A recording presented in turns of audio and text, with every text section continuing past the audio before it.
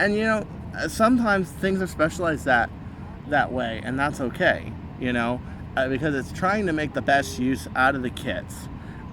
It's more specializing. The problem is that customers get confused. They might buy the set of swap meet, throw it in like, I don't know, an old seal breech kit that's made for the ones to be right in the middle, and go, mommy, this is not fitting. Oh gosh. Well, like I said, you have to understand specifications of things, that it's not some things just aren't meant for that. Okay.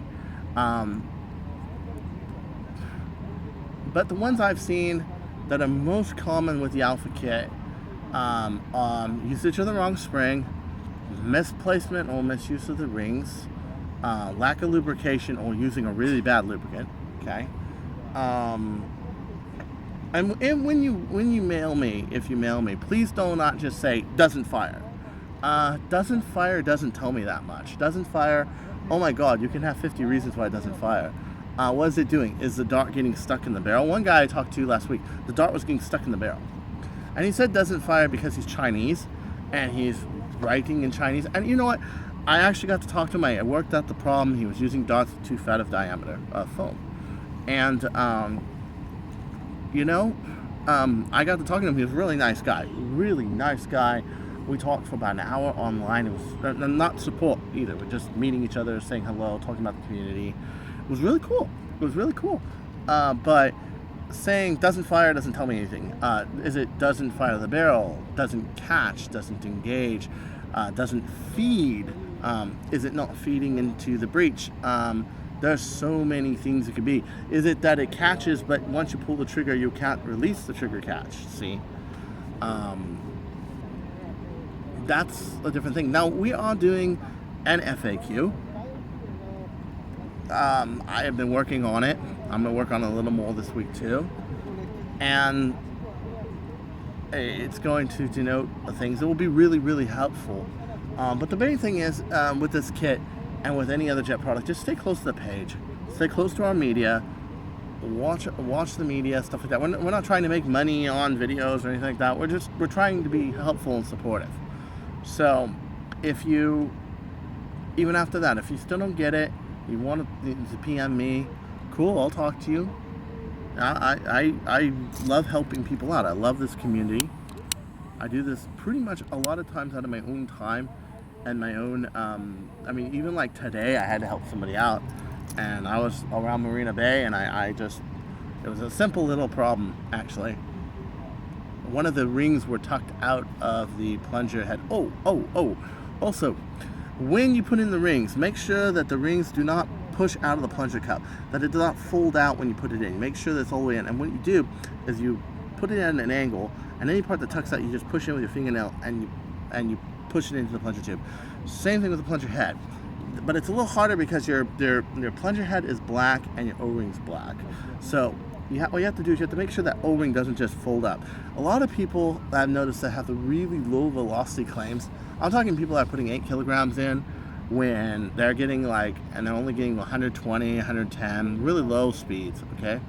When you got people like JT Nerf pulling in the 180s, this comes to show you it's kind of humiliating to be beaten by a kid, but nonetheless, don't worry about it. Don't fuss about it, because it's very simple. You take that O-ring, and we give you 2, okay? We give you multiples. If you happen to lose that O-ring, it is 35 millimeter interior diameter by 2 millimeter thick MBR. So if you're at an O-ring shop and you need 32 by 2 millimeter MBR, just get those if you need multiples. All right, and all you gotta do is make sure that it's in. So you put it at an angle, and then when it goes out, you just kind of push it up into it, and you see it in there. And you should move it back and forth. You'll see me do that in videos. I do it in every install. I move it back and forth to make sure it doesn't have a ton of resistance. It'll have a little bit of resistance until the O-ring breaks in a little, but not like, that's too much, okay? That's too much. That means that your O-ring is folded into the back of the plunger head, and that's not going to be very pleasant. You won't get a good air seal. You have a ton of drag. So a lot of people ask me, well, what if I put a solid ring in there? Well, the problem is that the plunger tube is 1 diameter. Okay, it does not taper like a Nerf plunger tube does. And the thing is that a Nerf plunger tube starts loose and then goes tight. This thing is same diameter, 35 millimeters all the way down. Okay, you may notice that little hole. Oh, what's that for? Well, that's when you're drawing it. You don't have a vacuum. It ends up right in front of the plunge head. But don't panic. It's chamfered. Okay, it's trimmed on the inside, meaning it won't snag your O-rings. It's just like if you've ever taken apart a what's that blaster called? Not Cyclone Shock. What is that blaster called? It's called a Rotofury, right?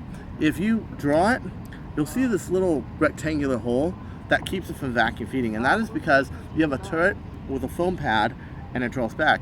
And without that hole, it would vacuum feed. Well, same thing happens with the Alpha kit. You would have that drawing, and if you didn't have that hole there, it would vacuum feed. And as you know, any vacuum feeding makes less pure of an air mixture. So even if you vacuum feed, a little bit of air goes in, it's not at 1 atmosphere anymore. It's at 0.7 atmospheres, 0.9 atmospheres. And when it compresses, it's no longer 1.5 or 2 atmospheres when it fires. It's more like 1.5, 1.6, which of course, less pressure means less force in dart, which means slower. So in order to, not just for feeding, but also for power reliability, that hole was put there because it's 1 diameter. If you put an O-ring there, a stationary O-ring, it will just have too much drag, you know? And you gotta feel fortunate. This is a kit where you get a lipless aluminum plunger. You get pretty much a plunger tube that doesn't need to mount on anything, just the 2 sides on the inside, and it all brackets in. It fits perfectly. You can adjust the back of it to fit more snugly, but the more snug you have, the harder it is to close up. Personally, I don't care how hard it is to close up. I'd rather have it snug. Me, personally. My own personal, okay? I mean, really, for the money, it's a good kit. And it is not meant to be the most expensive, badass kit in the world. It is meant to be a kit for everyday consumers to get started in wars. I mean, if you think about it, you get a 14 kilogram spring in there, you're doing like 220. You get a 16 kilogram spring in there, and if you pad the plunger head, oh, also, 16K, pad the plunger head. The sled will flex a lot. Tends to flex less when you draw it real fast, but it flexes the sled a lot less, and it makes it so it fires a lot better. Pad the plunger head, especially with a Stefan kit with the katana mags, because the kit was made for not PMags, what do they call them? PAC-D magazines, where it's right in the middle. Well, on a katana mag, worker mags move a little more forward. You have lots of room to play with in that plunger tube, where you can easily put a padding in there. You take the padding, you put it in center, you glue it on the inside with crazy glue, and yeah, you buy yourself about 3 millimeters. It's beautiful, beautiful. So make sure it's less than 35 millimeters in diameter, because there is a pad that is about 34 millimeters in diameter, and then there's another one that is 1.5 inches. Don't buy the one that's 1.5 inches. That's too big. And even though you can cut it, it still needs to trim a bit. So, any other advice I can give you? Let me think here. Any other advice? No, not really. Not really. Just put in all the screws, tighten everything up. I know it's really easy for somebody like me to design this kit, put it all together. Every time I do it flying colors, well, I've been playing Nerf for a very long time. You know, I've been modding for a very long time. And so for me, it's easy, I understand. But for somebody who just got the kit, you know, I mean, a long shot itself takes a lot of skill to mod, okay? A kit makes it easier, but it's not meant to be the end-all solution of easy go snappy, okay? It isn't. We could offer a fully assembled one, sure, but yeah, it does require you to be a little mechanical, all right? And on that part, what you get is something that is really, really nice, and you can fire darts extremely well. So at any rate, until next time, this is Chris Cartea. Don't you go changing.